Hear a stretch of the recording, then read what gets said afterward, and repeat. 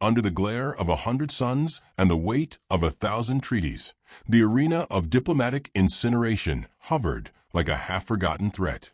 Suspended in low orbit above the imperial capital of the Galactic Concord, it shimmered like a polished tooth, vast, curved, and hungry. At its center lay a battlefield not meant for war, but for something much more sacred to the Empire. Spectacle disguised as diplomacy. The crowd had already begun to hiss, click, pulse, and preen. 7,000 species packed into transparent observation domes, flesh and gas, and crystalline forms all vibrating in anticipation. Some floated in nutrient gel, others hung upside down from suspension pods. All were ready to see blood spilled in the most culturally respectful way possible. A bellow rippled through the domes, part roar, part announcement, part ceremonial dry heaving. It meant the games were beginning. A voice, silked with static and hubris, echoed through the loudspeakers in 9 overlapping languages. By decree of the 53rd Galactic Tribunal and the writ of a cold conflagration, we welcome you to this year's Intergalactic Combat Showcase. The audience shrieked in a cacophony of biological celebration. Tentacles slapped against wet marble. Glands burst in aromatic clouds. An ambassador from the UHATH cast exploded in sheer excitement. His entourage clapped politely as the remains were absorbed by automated cleaners. The camera orb zipped and circled, projecting glossy, hyper-angled footage of the central pit, an amphitheater of ever-shifting terrain, currently set to dust and glory, Mode 7. Golden ash swirled above rust-red rocks. Jagged pillars thrust out of the ground at odd angles like the broken bones of forgotten gods. Then the scoreboard appeared in the sky, blazing in bold serifed text. Championship duel, stakes. Ownership dispute over 27 human females. Challenger, species 8114 human, unranked. Defender, GRLTHAR Empire, 67-time victor. The arena rumbled as a spotlight, more a beam of conscious starlight, slashed down from above. A figure stepped out of the red shadows, alone, slender, upright, unimpressive to most. She didn't wear the armor of the elite or the ceremonial bone cloaks of planetary champions. She wore black boots and a stitched gray suit, utilitarian, flecked with sand, cinched at the waist by a dull buckle. No emblems, no house crest. Just a woman. The announcer hesitated before speaking. For a long moment, no name came through. Then, and representing species 8114, she is not affiliated with any house, rank, or clan. Her record is sealed. Her name is Mira. That is all. Silence met her arrival. Not reverent silence. Confused silence. The kind reserved for diplomatic typos or discovering a salad fork at a weapons summit. Mira walked to the center of the arena with the deliberate grace of someone who had been here before, not this place exactly, but places that ended with someone else bleeding and her walking away. Her face was unreadable. Her hair, short and tucked behind one ear, caught the dustlight. She squinted at nothing, the way soldiers do when mentally mapping exit routes. Inside, the Grolvar viewing chamber erupted in phenomenal celebration. Nobles draped in oiled, scale-plated robes burst into screeches and vibrating laughter. Grolthun himself had yet to appear, but his people were already polishing the victory banners. She's not even muscular. One commentator chittered through an interpreter slug. No visible augmentation. Perhaps a last-minute substitution? A ceremonial sacrifice. A betting ledger flashed above the arena.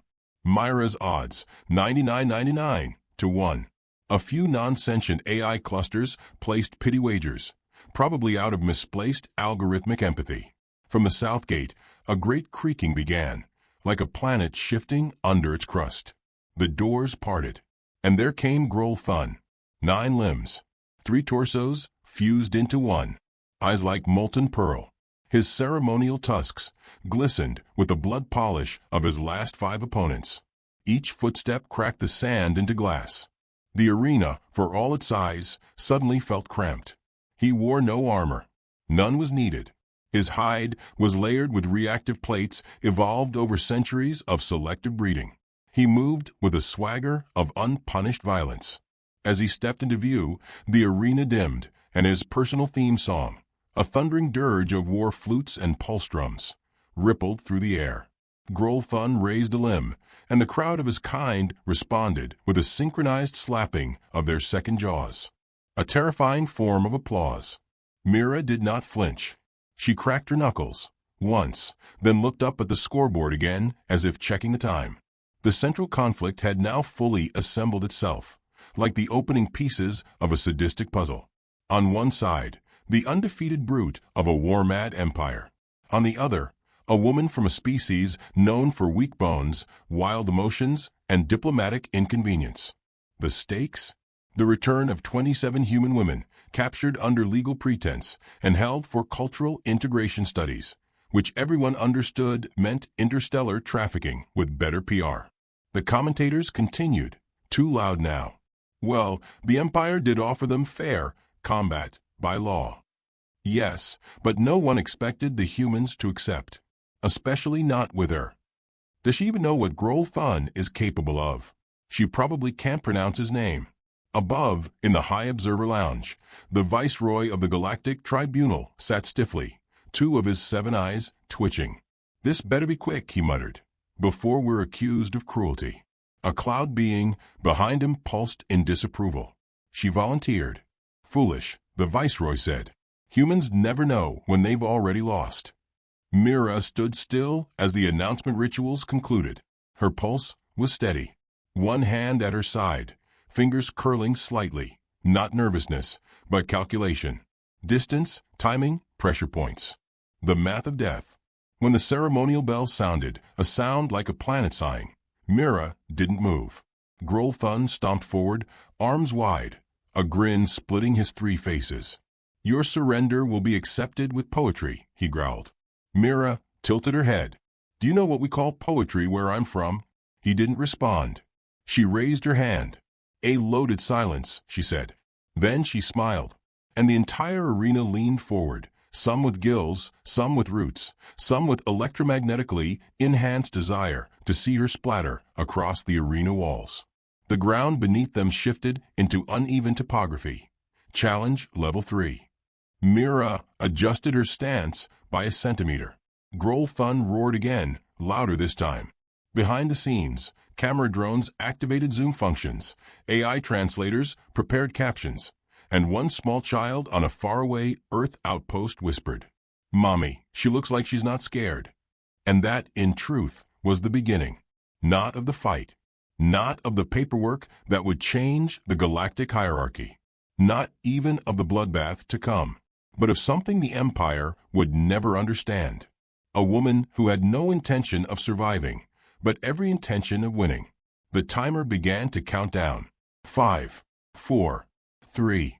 And Mira took one breath that told her body, "If you die today, let it be quiet, quick, and after him." The last word blinked across the scoreboard. "Begin." She counted the exits before she stepped into the ring. Not just counted, mapped, judged for weaknesses, memorized for contingencies. Mira moved like a woman who had no intention of dying stupidly, even if dying was somewhere on the table. That was the difference between her and most who'd stood in this arena. They entered with honor or desperation. She entered with mathematics. As Grolfun lunged forward, all plated limbs and confidence, Mira pivoted with just enough precision to miss him by a breath. Dust kicked up around her boots, gilded by the amber light of the artificial sun above them. She didn't sprint. She didn't dodge wildly. She moved as though the world were slower for her than it was for him.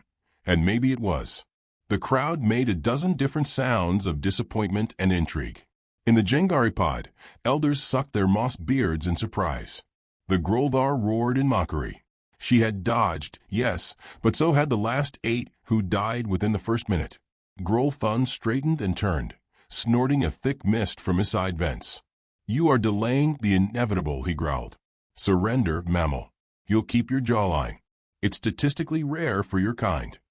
Myra's lips twitched. A smile didn't quite make it. "Not today," she murmured, more to herself than him. "And not here. If she had to die, it wouldn't be in the open like this. It'd be behind him, where the cameras couldn't follow, where her hands could finish what her heart had already decided.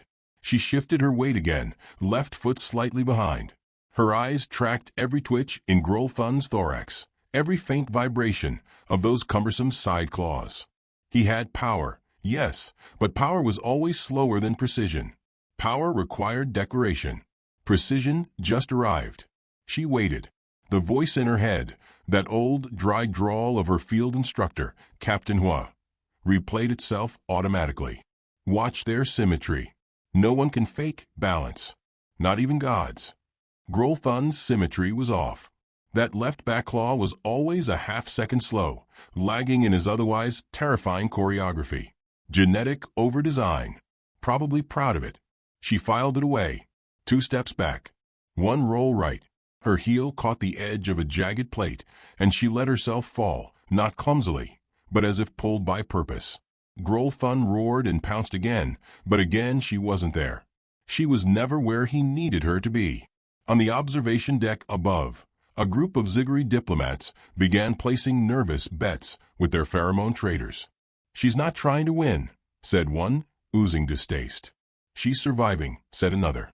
"That's even more insulting." Down below, Mira stood slowly, wiped the dust from her palm on her thigh, and finally looked up to meet Grolthun's eyes. "You ever wonder," she called, voice amplified now through the arena's microphone feeds, "why humans smile before things go wrong?" He laughed, a bone-vibrating clatter that echoed across the arena. "Because you're weak and desperate." "No," she said. "Because it's usually your turn next." That was when she moved. Not fast. Not wildly. Just close enough to make the audience lean forward. Unsure. Her hand went to her side, not for a weapon. No, they'd stripped her of those, but for balance. Her body turned, weight shifting in a spiral, one heel raised. She pivoted again, let her shadow cast long across the floor. Grolthun swung his largest arm. She ducked. The strike cracked the pillar behind her. Shards flew into the air like applause made visible. Her hand touched the back of his elbow, a gentle, almost reverent contact, and she flipped backward, landing lightly on the balls of her feet. It wasn't an attack. It was an analysis. And she had just confirmed it. The left claw lagged because the secondary nerve cord in Grolthun's spine was fused by cybernetics. Predictable. Vulnerable. Over-engineered. Now she smiled. Not theatrically. Not for the crowd. The kind of smile one wears when remembering a joke with no audience but memory. The broadcast drones zoomed in, trying to interpret the human expression. Above, in the Imperial box, the Chancellor of the Galactic Concord leaned forward, expression unreadable. One of his aides whispered, "Shall I prepare the post-match statement?" The Chancellor didn't answer. In her mind, Mira counted time in reverse. 17 seconds until terrain shift. 6 seconds to lure him toward the fault line. 1 mistake needed. His, not hers. She reached up and wiped a line of sweat from her brow. The arena's gravity was fluctuating again, standard mid-fight protocol.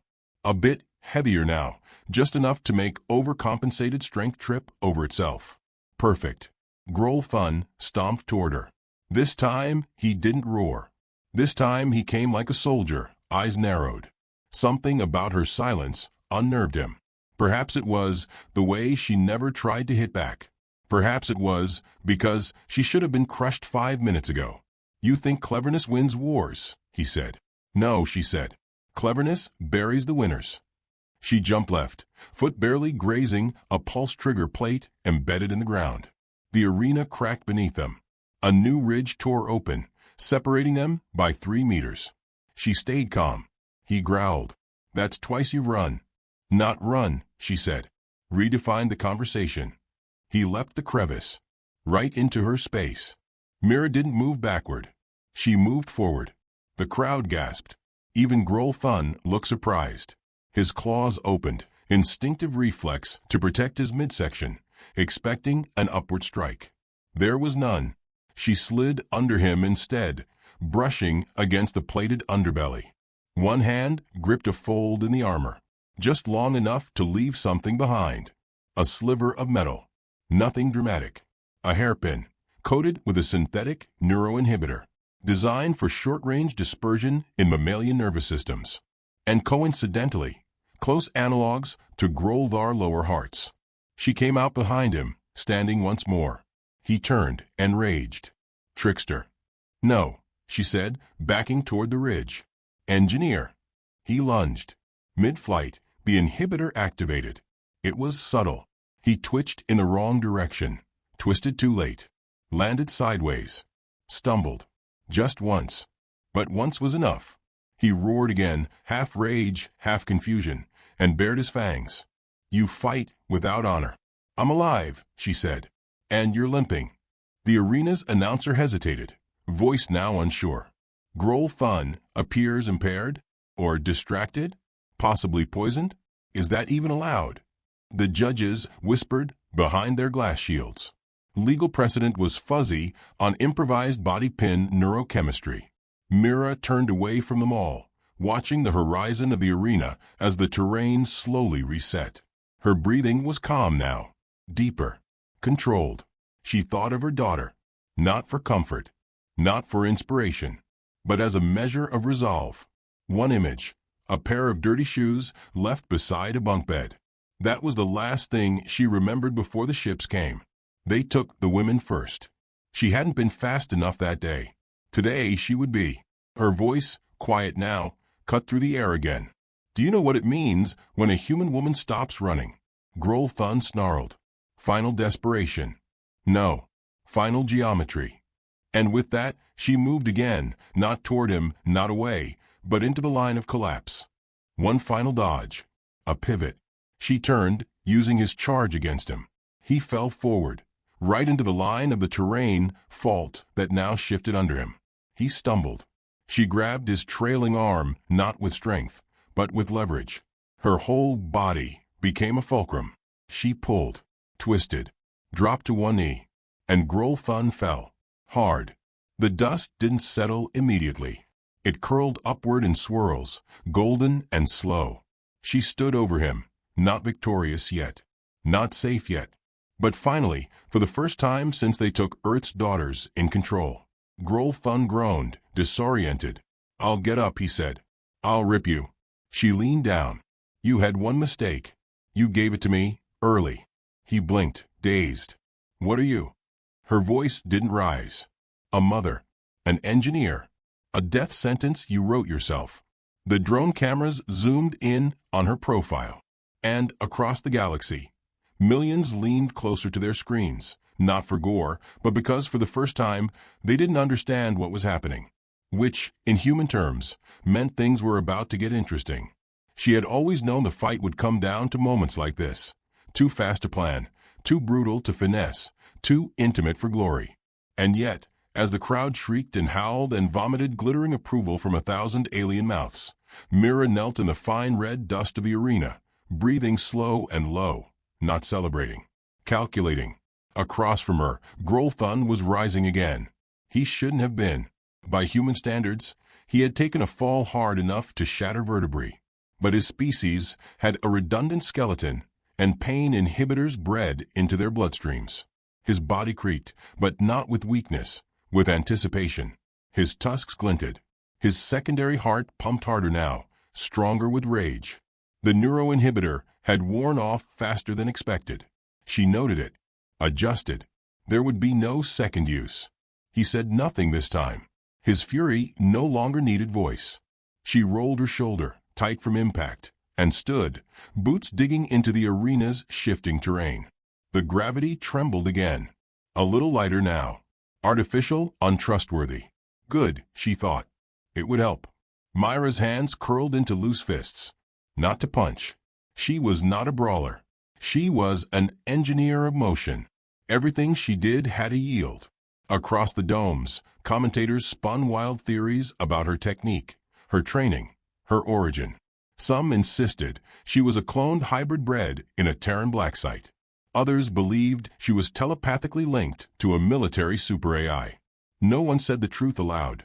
She was just a woman who had been left too alone for too long, with too much to lose. The first strike came fast. Grol Thun lunged not with brute force, but with the terrifying speed of a predator that had learned. His lower arms swept low, aiming to knock her feet out, while the upper ones curled into a crushing arc meant to cave her in from above. She didn't retreat. She dove into the sweep, rolled low, sliding on one hip, letting the arc pass over her like a roof collapsing a heartbeat too late.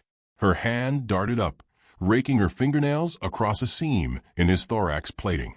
Blood didn't come, but he jerked, more from surprise than pain. "You scratch me like a child," he growled. Mira smiled without warmth. Children scratch when no one listens. She shifted her stance again, eyes scanning his breathing, his rhythm.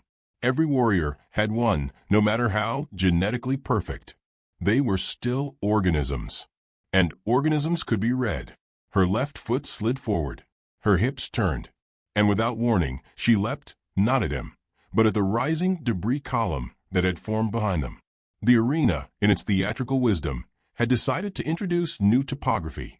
Fractured metal trees, reaching like failed skyscrapers into the dry haze. Mira gripped a bent strut, swung around it, and launched herself sideways into another. A trick she'd learned in lower orbit repair drills, where death came from drifting, not falling. Grolfun watched, tracking her movements with growing confusion. "This is not combat," he spat. "It is to me," she said. "This is survival with choreography." She landed behind him, kicking up grit. He twisted, ready, but too slow. She was already moving again. The dust spun in arcs behind her, hiding her path, blinding his lower eyes.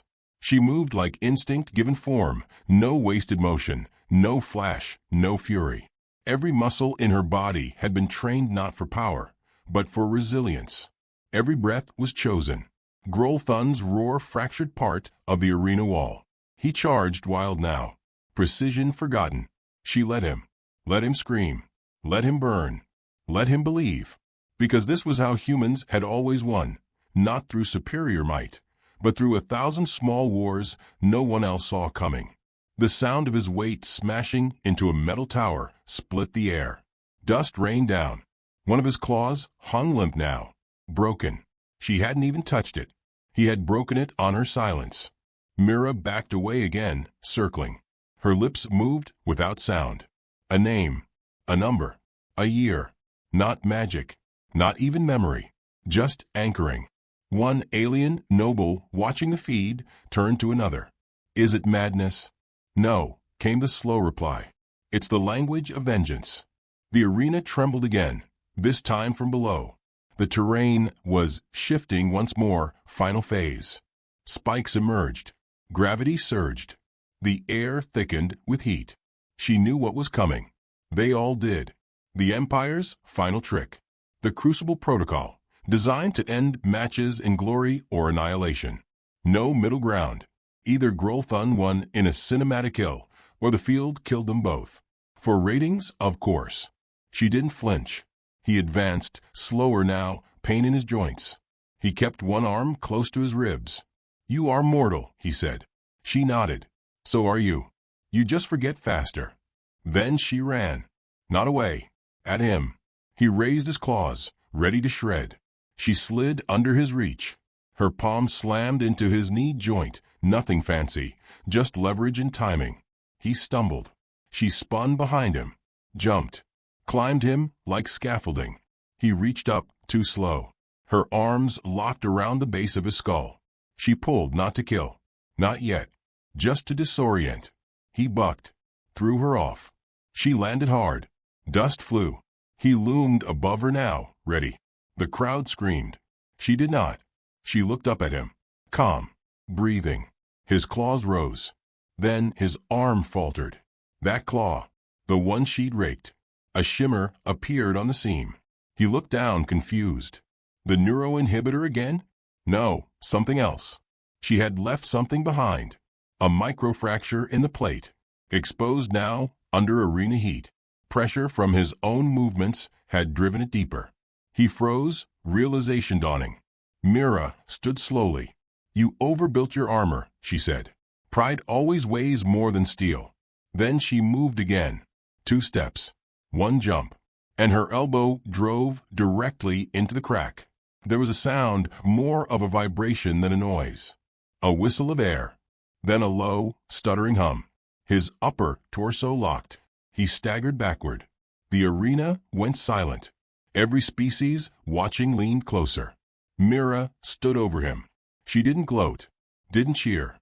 "You were never my war," she said softly. "You were just the obstacle in front of it." He fell. Not in a blaze.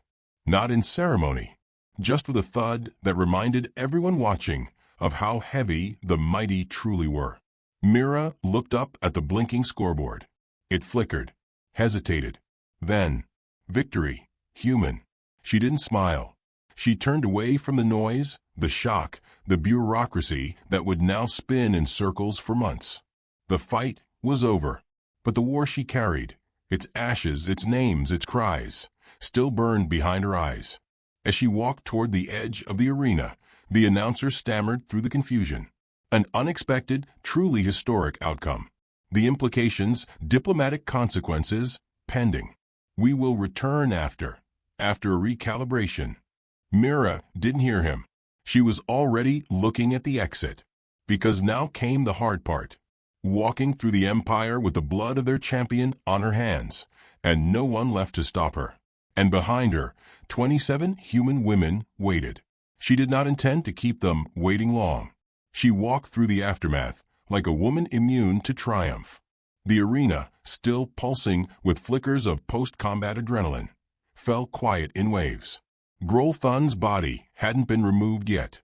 It lay where it had fallen, massive, twitching now only by the whim of nerve echoes, his great claws slack, his mouth slightly open as if frozen mid-threat. But no one looked at him anymore. All eyes followed the human. Mira moved with the same unbothered pace she'd carried into the arena. Her boots left shallow prints in the ash. The announcers stammered from their drones, trying to explain what no protocol had prepared them for. "A stunning victory," one said, voice rising a full octave. "By unranked human combatant Mira." "Yes, that's correct, just Mira." Defeating Grolthun, champion of the Groldar Empire and multi-decade undefeated duelist. This may trigger a Class 3 diplomatic spiral. Possibly higher. Galactic Concord protocols are now in effect. Please stand by. She didn't stand by. She kept walking. Security drones hovered uncertainly at the arena's edge. Some recognized her as a VIP. Others flagged her as a diplomatic threat. None moved. Inside the upper chamber of the observation dome, a dozen high-caste species conferred at once. The air was full of heated pheromones, rapid chirps, and tense telepathy. The Chancellor of the Galactic Concord sat statue still, listening with 6 ears and none of his hearts showing emotion. "She killed him," hissed a Zarnian diplomat, voice vibrating like a broken instrument. "That is not the outcome we agreed upon. This was meant to be symbolic, controlled." "She fought under the code," said the Viceroy, slower, more calculating. "Your empire agreed to the rules of single combat. They did not specify she was supposed to lose." "It is problematic optics," said a third. "Grolthun was a myth, a living weapon. His defeat may cause civil unrest." "It will do more than that," said the Chancellor quietly. "It will redefine the hierarchy." Mira didn't care what they said.